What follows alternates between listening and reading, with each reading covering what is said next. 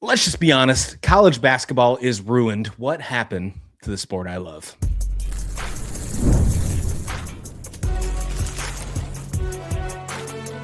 You are Locked On College Crossover, part of the Locked On Podcast Network. Your team every day. Boom! Hit me with that beat. It's a Locked On College Crossover, Locked On Kansas State, Locked On Cyclones. It's a Farmageddon Friday. What a perfect way to start off 2026, the first Friday of the year, with the two most favorite people in Farmageddon, right? Locked On Kansas State, Locked On Cyclones. Welcome on in. Really excited to have you. Nick Marovets, Christian Rauh, and a lot of stuff to dive into on this episode. And let's get right to it. College basketball. I mean, it's going to be an insane time to talk about. It's insane. College basketball is insane. We're going to talk transfer portal that opens today, of course. We're not forgetting about that.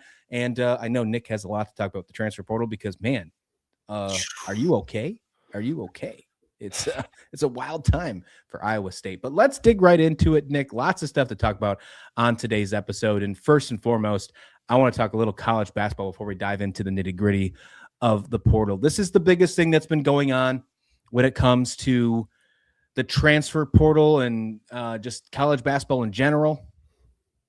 With this G League thing. What is this, man? This is just insane. And full context, when players are coming over professionally and think Kansas State does have one player on the women's side that was drafted in the WNBA draft and is playing there. I understand that, if you're going to do this, great, go for it. But if the rules are there or the rules are not there, you might as well take advantage of it. And that's what Baylor's doing right here with the signing of a player in James Nnaji. He was drafted into the NBA 2 years ago, and now he's going to be a part of Baylor. And BYU did the same thing. We've seen our coaches talk about maybe they'd consider this. Is this the right path that college basketball should be taking? It seems like it's a very slippery slope. Yeah, this feels like a slippery slope. This feels like the NCAA kind of just giving up and making, Congress make a move.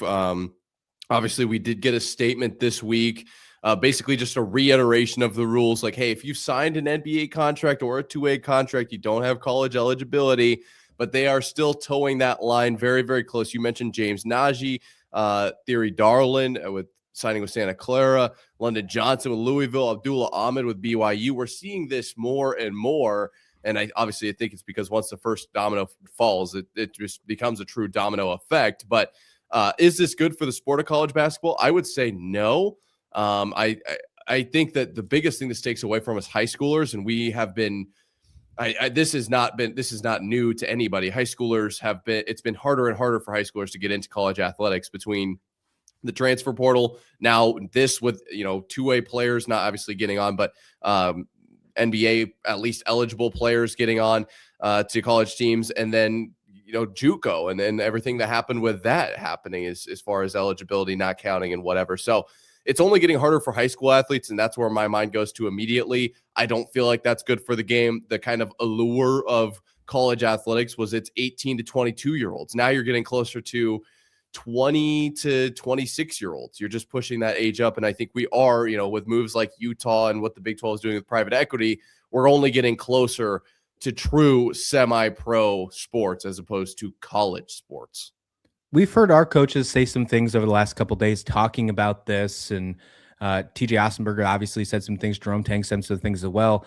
And it sounds like each of them aren't in favor of it. But as long as there's not rules that are telling him not to, then why wouldn't you consider it? Because if everybody else is at least considering it, then why shouldn't you as well? And there's other coaches that are making stances as well. I don't have the full quote, but I guess I'm paraphrasing here from Rick Pitino, obviously been around for years. He said something along the lines that the NCAA is no longer college basketball. He's basically said it's a professional league with budgets that compete with the Euro League. And, for example, G League salaries, which James Nnaji obviously coming from the G League to Baylor, are far below what college can give you now with NIL and all that stuff. And it's just not the same. Is this the right route that we should be taking? Obviously it's fun and it's a great thing that players are getting paid, and only 1% of college players become to the NBA. So you get a lot more opportunities for players to get paid in college basketball. John Calipari said it the best. He said some of these players that are getting paid he said, Fagusi. I mean, he went completely off here. What's your take on this whole thing? I actually lean into more what TJ Otzelberger's quote was, and I'll read some of it here to you when asked about like the G League players or these midseason additions, because these guys are jumping into the teams like right now. Like I did a recap of what Iowa State's non-con has looked like, and then a preview of what the conference schedule looks like as far as expectations, now undefeated. And I look at Baylor differently. I look at BYU differently because these preseason versus now, the team is actually different. They added somebody midseason. And TJ Otzelberger said specifically to some guys that are coming in at semester, each program has to do what's best for them and their culture and how they go about doing things. I think for us at this point, it's about guys that have earned an opportunity from June and keep earning them. It hasn't been a route that we've put much time or stock into, blah, blah, blah. But the point is, he's, made the guys earn their spot. You don't just come in. Yeah, you've shown that you can play at a high level. You can be a G League guy. Not everybody can play at the G League, even college players. Not every college player can play at the G League level. Well, you basically automatically earned a spot on our roster to see if you can provide for us. If you can, whether it's points or rebounds or whatever they want out of this player, let's see if you can just do it. And yeah, you got your spot. Congrats. Like I lean more into what TJ Otzelberger is saying here with look, we built our roster. Everybody here has earned the time. You came in early. You were up before the sun in June. All right. Yeah. Up early in the winter, pretty easy. The sun doesn't come up until like 7 or 7:30 or whatever it is. In the summer, you got to be up super early, and they're out there when it's the sun's just cresting over the I don't know, I can't even think of the Horizon, Nick. Horizon. Thank you. That's the exact word I was looking for. That's what Iowa State basketball is about, and I lean more into that. But would you be opposed to a Kansas State player, or a Kansas State picking up a G League player? I wouldn't like it. I'm not going to be honest with you. I'm going to be honest with you. I wouldn't like it, right? But at this moment in time, I wouldn't be against it, because if everybody else can do it, then it's an adapt or die situation. That's the thing. Yeah. Yeah. And I completely understand it. And I seen Louisville's head coach, what's his name? Pat Kelsey. He said something. He said, we choose to embrace change rather than just complain about it. It's like, hang on a minute. Wait a minute here. Because the change doesn't always mean it's right. Now, for the most of the part, change is usually good. I hate my biggest pet peeve in life. My biggest phrase that I hate more than anything is, well, that's the way it's always been. Can't stand that. But in this case, maybe the change isn't for the better. If you've decided to make your change and head into the NBA, declare for the draft, that should be it. Whether you have signed the contract or not, that should be it. And again, this goes for the WNBA as well. Kansas State's dealing with that right now. Nasha Classens, she was drafted in the WNBA. She never signed, and now she plays for Kansas State. She's like their second leading scorer. So like we're dealing with it 100%. I'm glad she's on the team. She's doing a really good job. They won their Big 12 opener, but I can still be against the decision. And Charlie Baker, the president of the NCAA, you mentioned he put out a big quote. He tried to draw a line in the sand. I don't know if he hit. I don't think he was successful at drawing that line in the sand. All he said was that they're not going to grant eligibility for players who have signed an NBA contract. Nothing to me has changed there. I don't think this is the right decision. I think you have to go deeper into this decision to make it right. Nothing against players getting paid. I want to make that clear. Love that. But if you have decided to go professional, and I know that people are going to make this comparison saying, well, people are coming from the EuroLeague. The NBA is on its entire different level. It is the premier league in the world. If you decide to enter the NBA, then you should not be able to return to college basketball, especially in the middle of the season. That should be another thing too. That's a completely different conversation. There should not be allowed to have mid-season additions. That just, if once your roster is set, your roster is set. I don't like that too. That seems new. Yeah, there is, to go back to your first point, there is something to be said about, do you adapt or die? And if you adapt or die, is that right for the sport? Like Texas Tech chose to adapt and play into what the rules are now and use a ton 100%. of money to buy their football roster. Whether or not that's right or not is a totally separate question. Do Iowa State and Kansas State choose to basically play into the game that's going on right now and bring in G League players? That's an adapt or die. And I think that that's probably a little bit different than the Texas Tech, model. But I think that both of these coaches are probably closer to sticking to their morals, even though they are separate questions, right? I would say for Iowa State, maybe for the next year, but like we bring in guys like Kylian Touré from France. It's not like TJ Otzelberger isn't looking overseas. He's just more likely to keep guys on his roster from June than he is to bring in some random G League center who comes calling because he's not getting the minutes he wants. I think that the morals of TJ Otzelberger are going to outlive kind of the adapt or die. And I actually think it will work for Iowa State because it's a top 5 program. But when you have some of these lower tier programs that need success right now, and that's what the transfer portal can do, and that's what these kinds of moves can do, I don't like it. It becomes morals are out the window. The rules are the rules. And if we can do this within the rules, we are going to do it. I can't blame those schools. It comes down to organization. Can the NCAA figure this out? Yeah, the line in the sand needs to be more concrete. And you're right about the EuroLeague. Jerome Tang's trying to do the same thing with him. Andre Kostrick was in the EuroLeague professionally, and he's over on the team. There's a couple other players, Elias Rapiak, Dorian Buka, that are with Kansas State that are obviously have played professional on the European side. It's just not the same compared to the NBA. That is where the line should be drawn. There should not be any consideration to where if you have been considered for the NBA, if you put your name in the hat, in the lottery, in the draft, even if you're drafted or not, we see this happen with college football. So you're telling me that if you decide to enter the draft for college football, you're taken in the 7th round, you go through training camp, and then you go through preseason, which is the same thing as NBA Summer League, right? Yeah. And then you decide not to, then you get cut, then you can come back and play college football? Because that's the same thing here, because James Nnaji from Baylor signed a professional contract, including an NBA he did not sign it, right? But he did play in the Summer League. He did play in the Summer League. And he actually was traded. His draft rights were traded to a different team. So the NBA utilized his value in multiple ways. And now he has the opportunity to come back and play Big 12 basketball. So I don't love it. I'm against this decision for sure. Slippery slope. The line in the sand needs to be more concrete to where if you enter the draft, it's done. Not if you enter, but if you don't play, like, no, that's too much of gray area for me.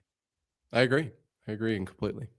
Let's talk transfer portal because that opens Friday and probably for the rest of our lives, at least for the next 2 months. That's all we're going to talk about. So let's start right here next on this Locked On College crossover.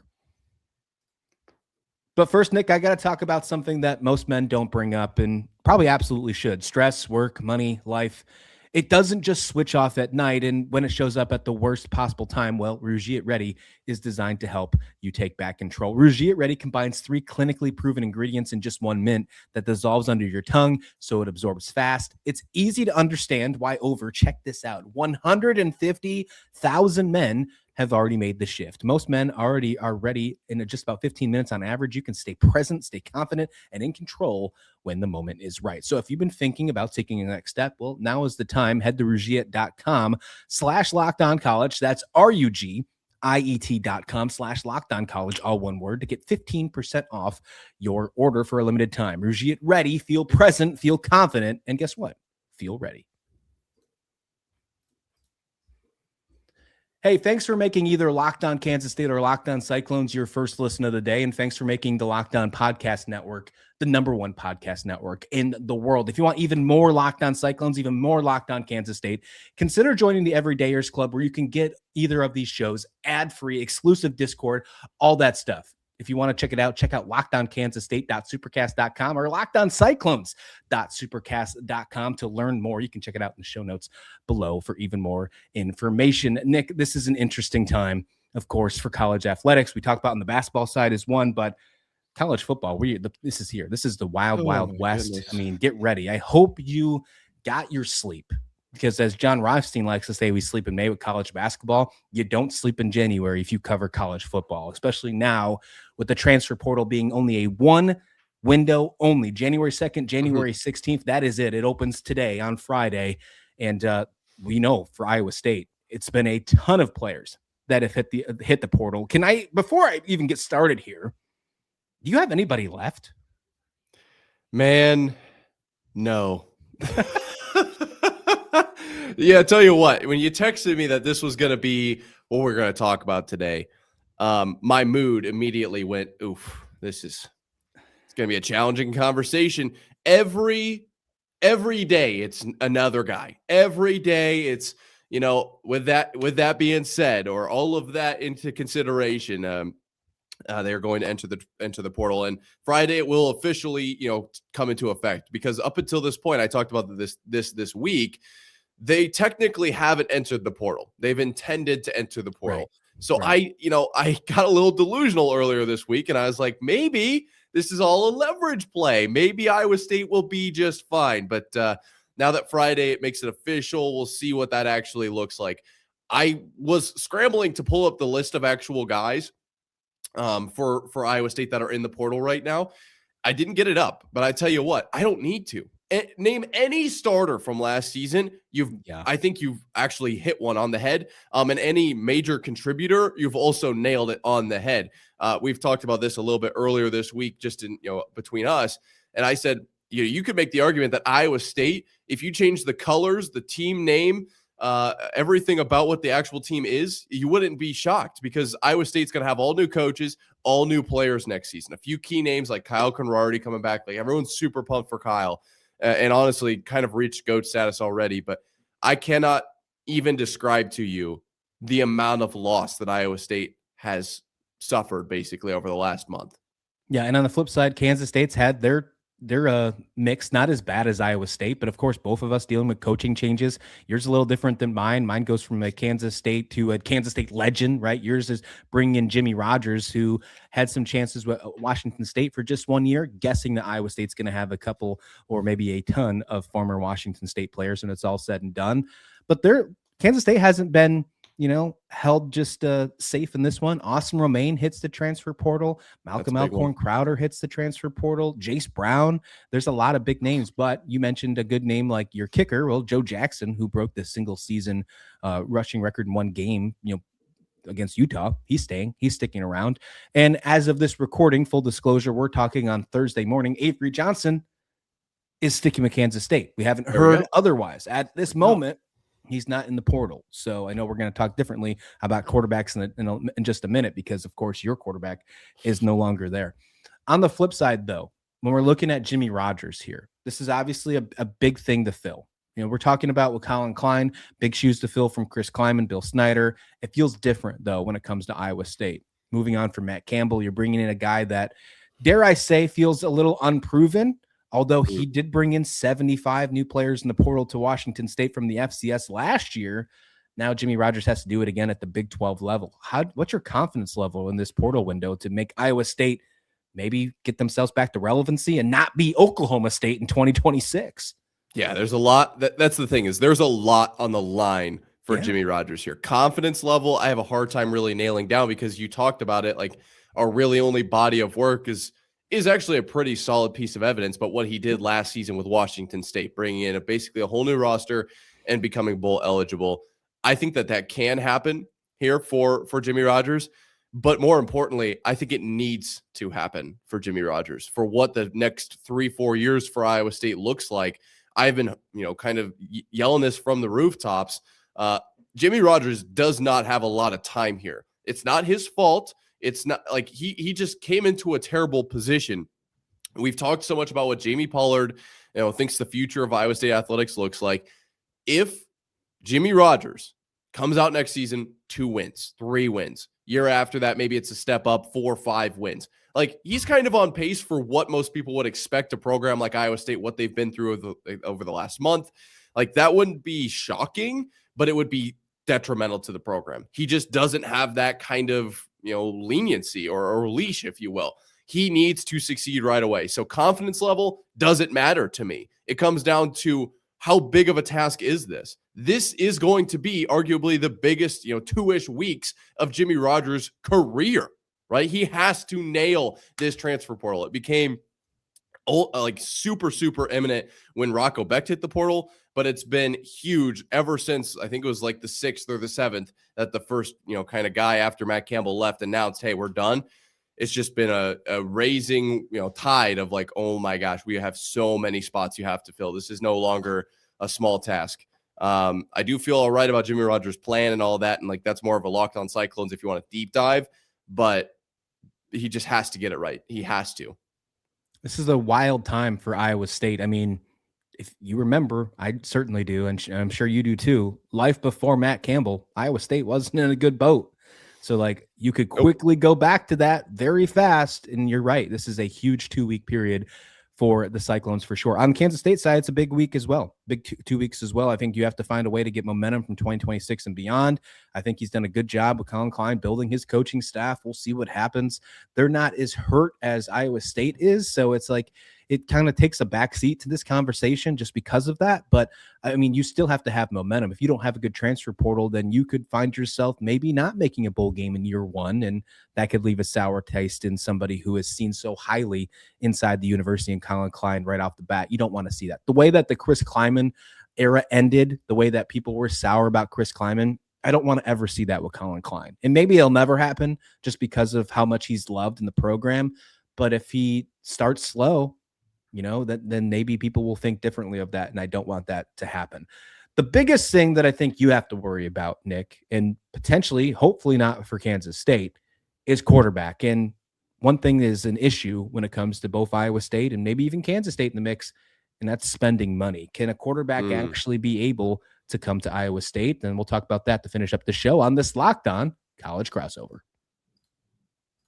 But first, let's get down to the nitty-gritty, because today is Friday, and Fridays already feel different during basketball season. FanDuel's making them even better. Every Friday night before the game tips off, FanDuel's giving fans a new way to kick off the weekend with NBA Happy Hour. NBA Happy Hour is your official pregame, a limited time window where special offers drop right inside the FanDuel app before the action starts. Today, this Friday, from 6 to 7:30 Eastern or 5 to 6:30 Central Time has become appointment viewing for NBA Happy Hour. It's easy to check the weekly specials before tip-offs, making the moves before the window closes. We're talking boosts, we're talking bonuses, and maybe even potential surprises all inside the FanDuel app. It just adds that extra energy, Nick, for Friday night basketball without overthinking it. And of course, you need a little bit of energy right now because all the MVP candidates are getting injured. We got Wemby injured. We got Jokic injured. SGA is still around, so I guess that's good.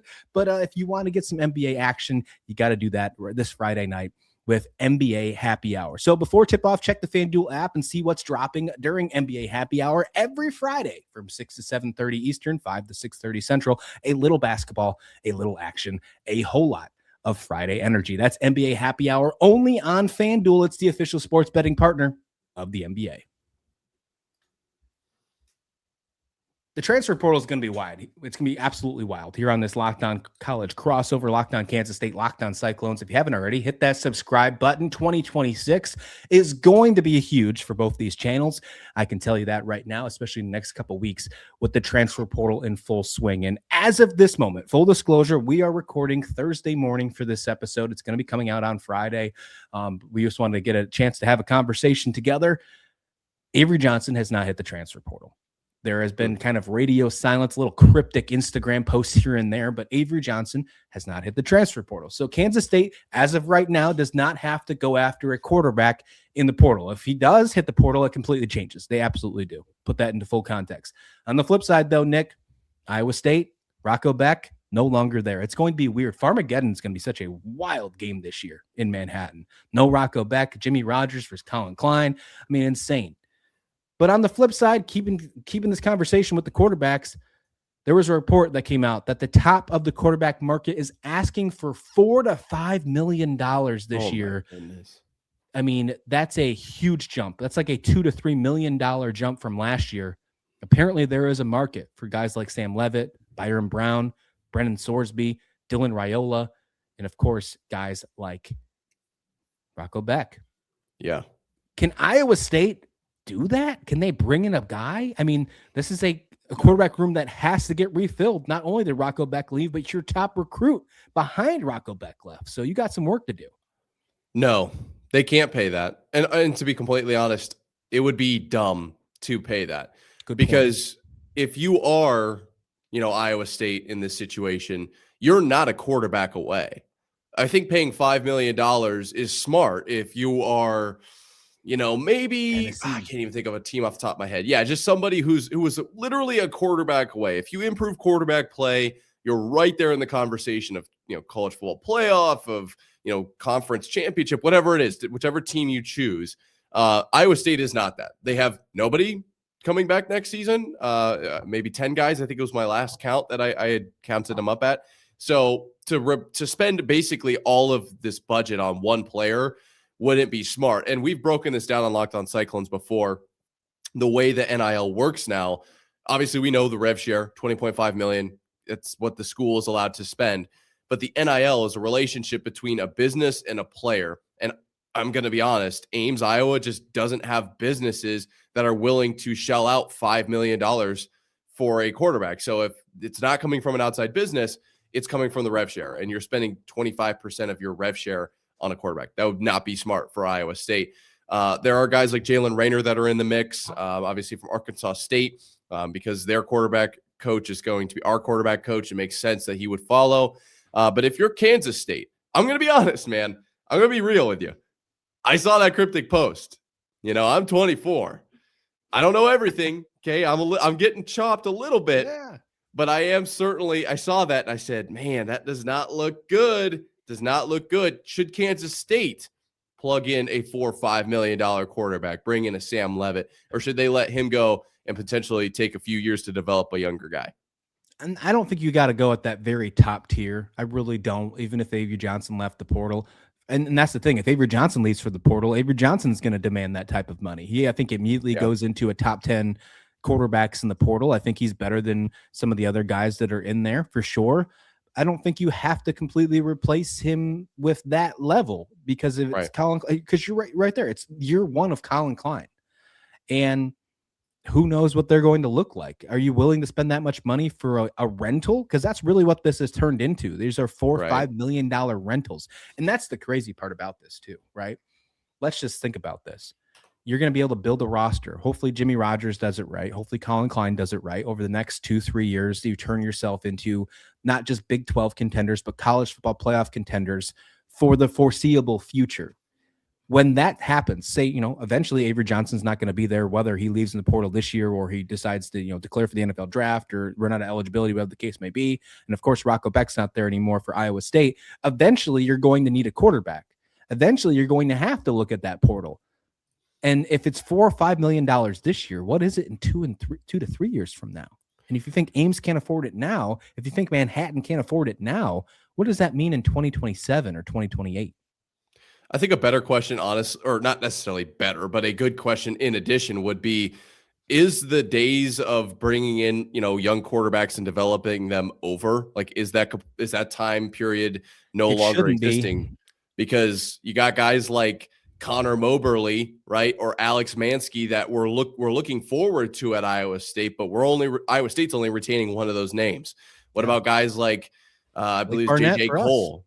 Yeah, or for Kansas State, like they transfer out after 1 year and they have 4 years of eligibility. They redshirted. So, you would, and the rental point is such a good point because you would like to think, well, we don't want to pay the rental price. We'll bring up some guy from who we're very excited about. He's a freshman. He's a sophomore. We've got a lot to be excited about. He's going to come in. He's not going to win the conference this year. No one's expecting that. But after this year, maybe another year, his third year, we're going to be in contention for the Big 12.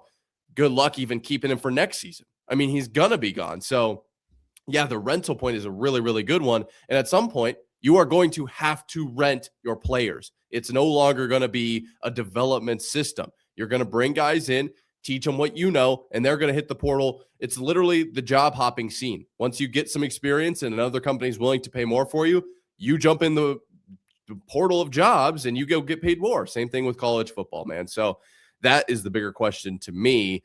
Does Kansas State potentially invest in some young guys when there's a high likelihood they're just going to leave? They 100% should. This is something I've been saying since Colin Klein has been hired, is that you can't compete with the BYUs, the Crumble Cookies, the Texas Techs of the world. You just can't do it. You don't have oil gurus sitting on your donor list. It's just not the case. And I'm sure that's not the case in Ames, Iowa either. What you have to focus on, and so far that's what it seems like it's happening at Kansas State, is you're focusing on the relationship building of the players, of the recruits, whatever the community, all that stuff, and hope that you can build this thing. Eventually, this whole wild, wild west of college athletics is going to have structure. Who knows if it's 5 years from now, 10 years from now, maybe it's 2 years from now. There's going to be some sort of structure that is the mecca, the thing where you cannot surpass. Maybe there's a salary cap. I don't know. But that is going to happen. When that happens, those teams that are willing to just dish out the dollar bills, the Benjamins for every team that comes in, and immediately comes to my mind is Texas Tech. Again, not blaming them for what they're doing, but that's the first team that comes to mind. They will no longer have that competitive advantage. The teams that will have the competitive advantage are the teams that have built the relationships, because that will be the only thing that branches out. Kansas State and Iowa State need to embrace that, because right now they don't have any other competitive advantage. If you can't beat them in the leadership role with money, then you have to be different. Differentiation. That's like the business 101 rule, right? So if you want to have that relationships, that's where you need to go. And in relationships, development sticks right in there. So if I'm working, if I'm building up, if I'm Iowa State that has to bring in 80 new players, if I'm Kansas State that's got to probably bring in 30 new players, you got to work on that relationships. And for Kansas State, 2025 and 2026 recruiting classes have kind of stuck around. That's a plus side. Iowa State, man, you guys are building from the nuts and bolts. Yeah. There is going to be an element of how long does Jimmy Rogers stick around? Can he kind of do what Matt Campbell has done?